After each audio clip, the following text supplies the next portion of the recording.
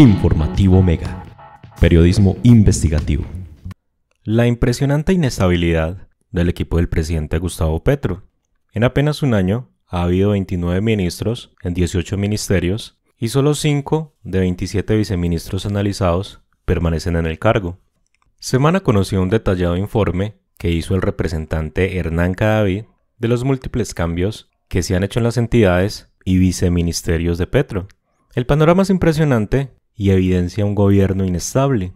El presidente Gustavo Petro ha sido uno de los mandatarios que más cambios ha hecho a su gabinete en su primer año de gobierno. Así lo evidencia un riguroso estudio conocido por Semana, uno de los diarios nacionales, y que realizó el representante a la Cámara, Hernán Cadavid, en el que se detalló cuántos relevos se han hecho en cada una de las carteras y entidades adscritas. El panorama es impresionante.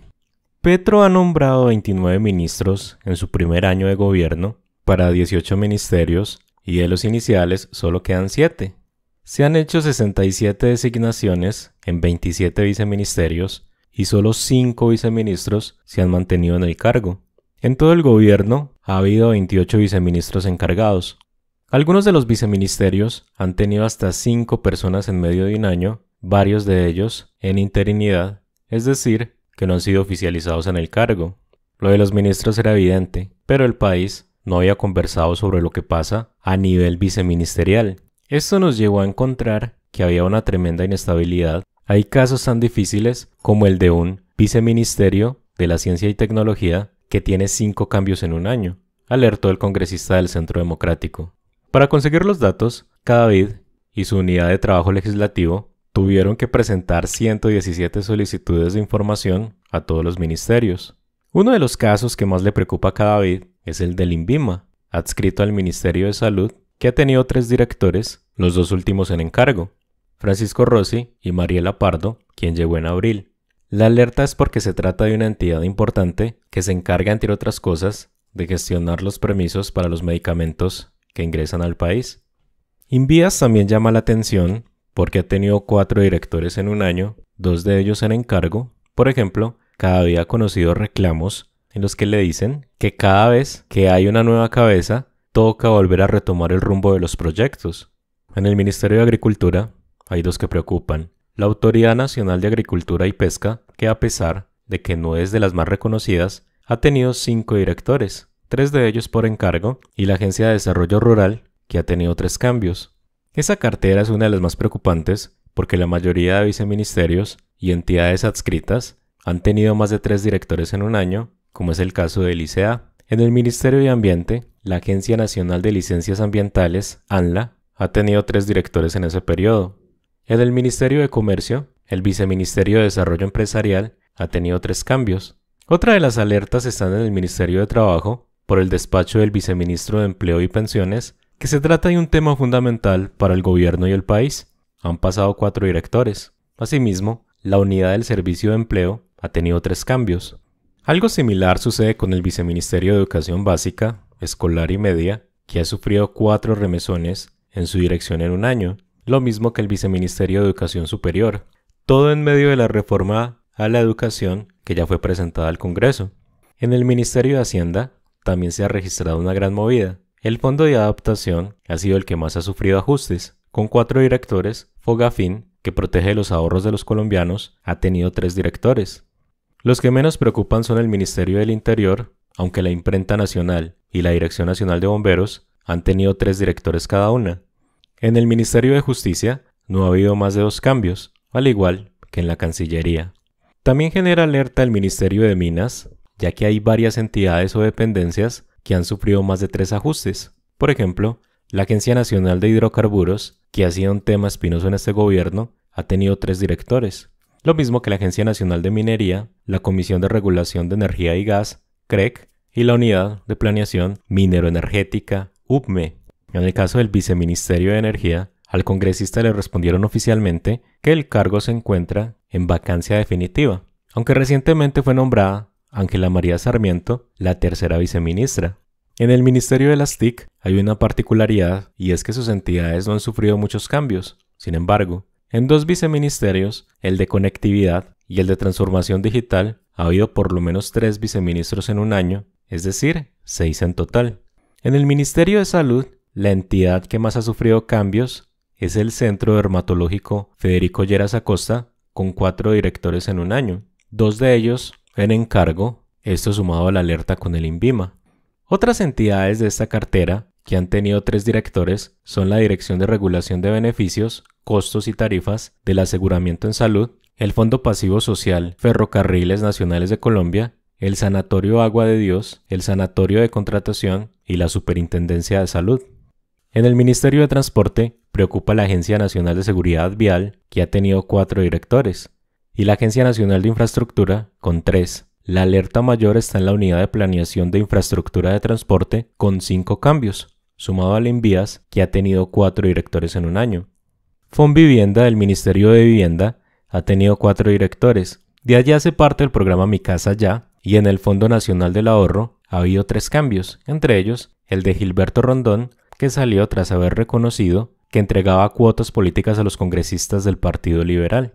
Para Cadavid, una de las joyas ocultas de esta investigación es el Ministerio de Cultura, porque además de que el exministro Jorge Zorro duró varios meses en interinidad, ha sido una de las carteras más inestables, pese a ser un sector que apoyó irrestrictamente a Petro durante las elecciones.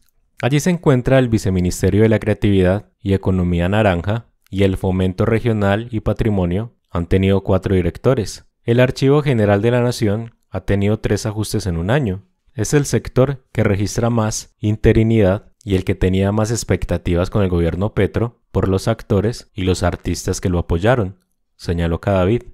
En el caso del Ministerio de Defensa, preocupa que el Viceministerio de Veteranos y el Grupo Social Empresarial del sector defensa ha tenido 4 viceministros y el Fondo Rotatorio de la Policía ha contado con 3 directores.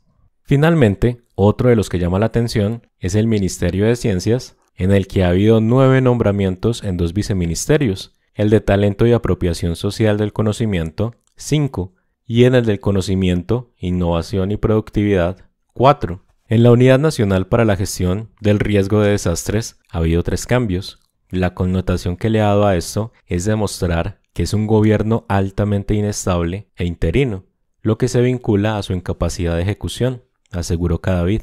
Precisamente esa radiografía de la crisis de gobernabilidad, detallada por ministerios, viceministerios y entidades, tendría relación con la baja ejecución presupuestal que se conoció hace pocos días y el ultimátum que le dio el mandatario a sus ministros, otorgándoles un mes para cumplir metas o enfrentar la destitución. El congresista asegura que una nueva movida podría llevar a mayor inestabilidad en el gobierno Petro. Por otro lado, el ex candidato presidencial, Enrique Gómez, afirma: no hay una sola reforma propuesta por el desgobierno Petro que sea beneficiosa. Al presidente Gustavo Petro no le ha ido bien con las reformas que ha propuesto, dado que cada una de ellas ha suscitado polémicas y recibido críticas de algunos sectores.